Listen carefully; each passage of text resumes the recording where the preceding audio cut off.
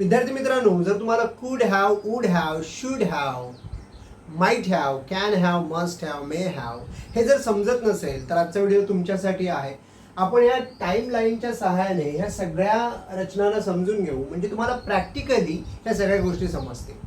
त्याच्यासाठी तुम्हाला बेसिकली हे पहिल्या वाक्याचा अर्थ समजणं गरजेचं आहे की I have sold a car. जेव्हा तुम्ही हॅव वापरता आणि क्रियापदाचं तिसरं रूप वापरता तेव्हा एखादी गोष्ट झालेली आहे असं तुम्ही सांगताय. म्हणजे तुम्हालाही कळलं असेल याचा अर्थ काय आहे. I have sold a car म्हणजे मी कार विकलेली आहे, म्हणजे माझी कार विकून झालेली आहे, असं ह्या वाक्याचा अर्थ आहे. आता जेव्हा आपण याच्यामध्ये हे वेगवेगळे मॉडेल्स यूज करू तेव्हा त्याचे अर्थ काय होतील त्या टाइम लाईनच्या सहाय्याने आपण बघू. आता इथे तुम्हाला हा तुमचा प्रेझेंट दिसतोय 2026.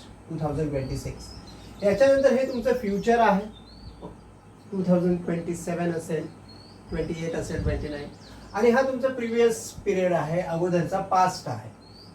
आता याच्यामध्ये आपण एक एक मॉडेल वापरूया आणि प्रत्येक वाक्य कुठल्या फ्युचर की पास्ट मध्ये जातोय, कोणत्या टाइम लाईन मध्ये जातोय ते आपण बघूया. सो पहिलं वाक्य, आय शुड हॅव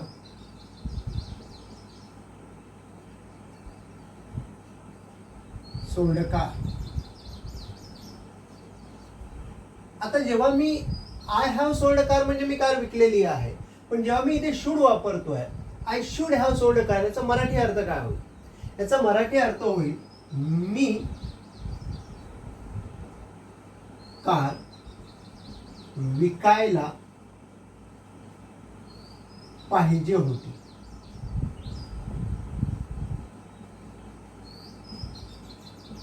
आता मला सांगा, जर तुमच्याकडे एखादी कार असेल, समजा फॉर एक्झाम्पल 2020 मध्ये तुमच्याकडे एखादी कार होती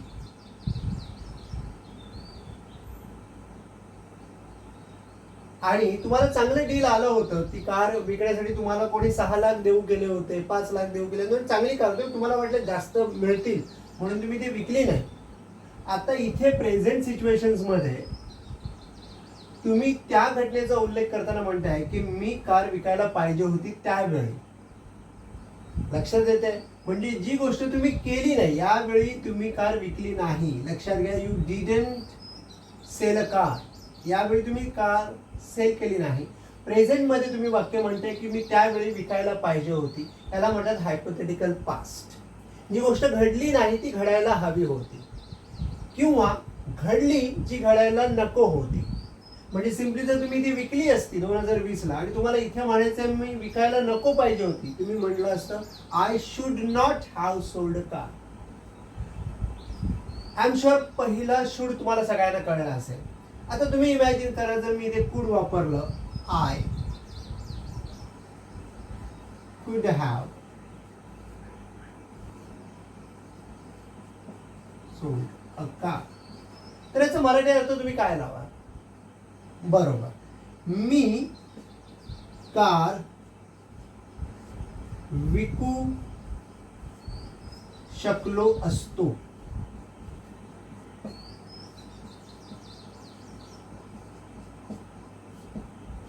आता इथे पण लक्षात घ्या, तुम्ही या ठिकाणी कार विकलीत का, नाही विकली, पण तुम्ही शक्यता सांगताय की तुम्ही कार विकू शकला असता. या ठिकाणी 2020 मध्ये तुम्ही कार विकू शकला असता, तुम्हाला संधी होती, सो तुम्ही ती चान्स मिस केली. 2020 मध्ये करोना आला होता, तुम्हाला संधी होती की कार जास्त फिरत नव्हत्या, तुम्हाला विकायची होती, संधी होती, घेणारे कन्झ्युमर आले होते तुमच्याकडे, पण तुम्ही विकली नाही. सो तुम्ही हे सांगते मी कार विकू शकलो असतो. लक्षात आलं, दोन्हींचा अर्थ एकच आहे की you didn't sell a car, आणि तुम्ही इथे प्रेझेंट मध्ये हे वाक्य म्हणताय. त्यानंतर समजा आपण या वाक्यामध्ये पुढच्या ऐवजी वुड घेतला, I would have sold a car. I would have sold a car ह्या वाक्याचा अर्थ तुम्हाला लावायचा आहे, मी कार विकली असती.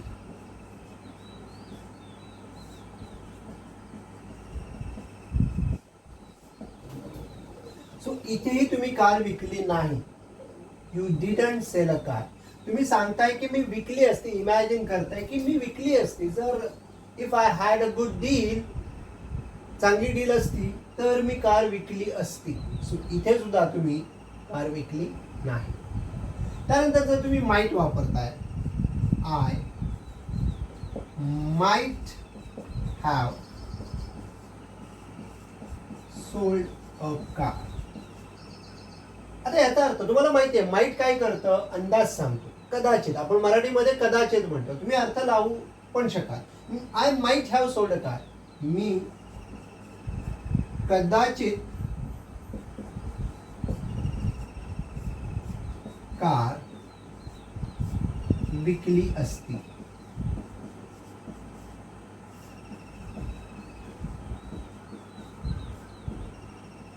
एक गोष्ट तर तुम्हाला क्लिअरली लक्षात आली असेल, you didn't sell a car और द कार. तुम्ही 2020 मध्ये कार विकली नाहीये. प्रेझेंट मध्ये तुम्ही ही वाक्य बोलताय सगळे. याच्यामध्ये तुमचं पास्ट, हायपोथेटिकल पास्ट लक्षात येतं की हे असं झालं असतं, असं होऊ शकलं असतं, कदाचित असं झालं असतं.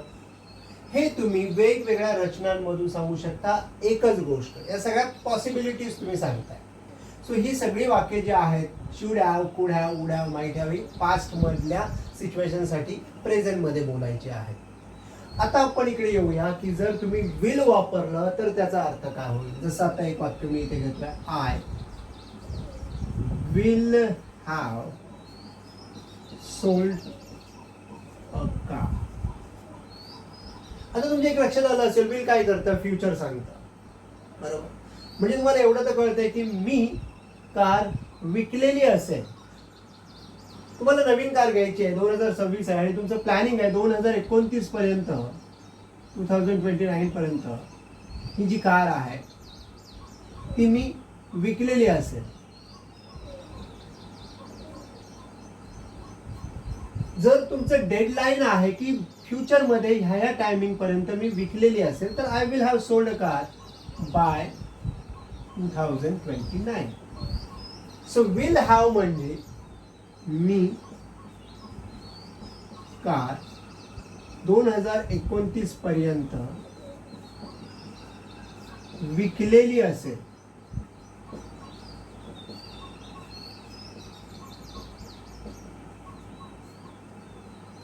लक्षात आलं. जी गोष्ट तुम्ही फ्युचरमध्ये प्लॅन करताय की मी 2030 पर्यंत घर विकत घेतलेलं असेल, I will have bought a house by 2030. So जे भविष्यात तुम्ही काहीतरी केलेलं असेल हे तुम्ही विल हॅव मध्ये सांगता. त्याच्यानंतर जर तुम्ही मस्ट वापरलात, I must have sold a car. आता हे वाक्य खरं तर सुसंगत नाहीये, कारण आय जेव्हा आपण म्हणतो, का सुसंगत नाही ते सांगतोय. ह्या ठिकाणी आयच्या ऐवजी, म्हणजे जर आपण दुसरा कुठला सब्जेक्ट घेतला तर जास्त तुम्हाला कळेल, म्हणून मी आयच्या ऐवजी फक्त इथे ही घेतलं. म्हणजे मी म्हणण्याच्या ऐवजी आपण म्हणूया त्याने, ही must have sold a car. So तुमचा एक मित्र आहे, 2026 मध्ये आपण विचार करतोय, त्याच्याकडे कार आहे, त्या मित्राकडे कार आहे इथे.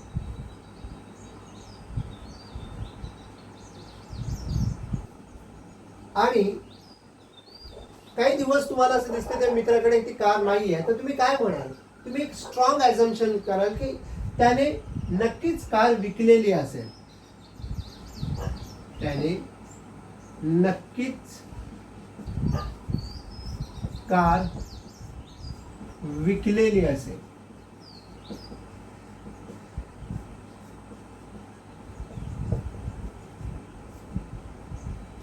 थोडक्यात जेव्हा तुम्हाला स्ट्रॉंग ॲझम्पशन करायचं असतं, तुम्हाला माहिती नाहीये त्याने विकलेले आहे की नाही, पण तुमचं स्ट्रॉंग ॲझम्पशन आहे त्या गोष्टीबद्दल की नाही त्याने विकलेलीच असेल, त्यावेळी तुम्ही मस्ट हॅवचा वापर करू शकता. जसं की अरे तो बाजारात गेलाच असेल, कारण त्याची बाजारात जायची वेळ आहे. He must have gone to the market. He must have. त्याने आपले पेपर चेक केलेच असतील. He must have check our paper.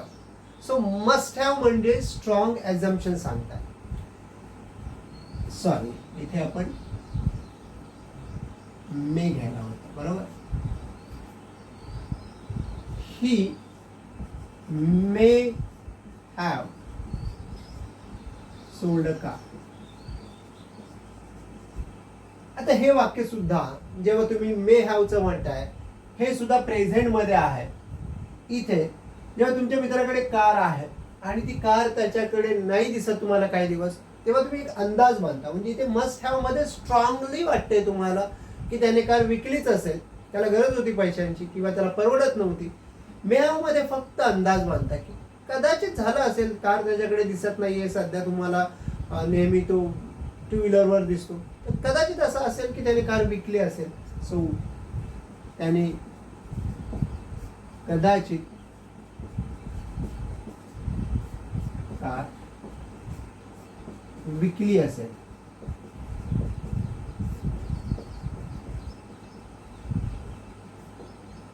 तरी कदाचित कार विकली असेल. ही दोन्ही वाक्य तुमच्या लक्षात येतात, ही प्रेझेंट मध्ये येत आहे. सो मस्ट म्हणा किंवा मे, आणि अगदीच कमी वापरात असणारा कॅन. कॅन हा तुम्हाला जास्त इंग्रजीमध्ये वापरताना ह्या रचनेमध्ये फारसा दिसत नाही. He can have sold a car. So शक्यता आहे त्याने कार विकली असेल. काय शक्यता आहे? त्याने कार विकली असेल.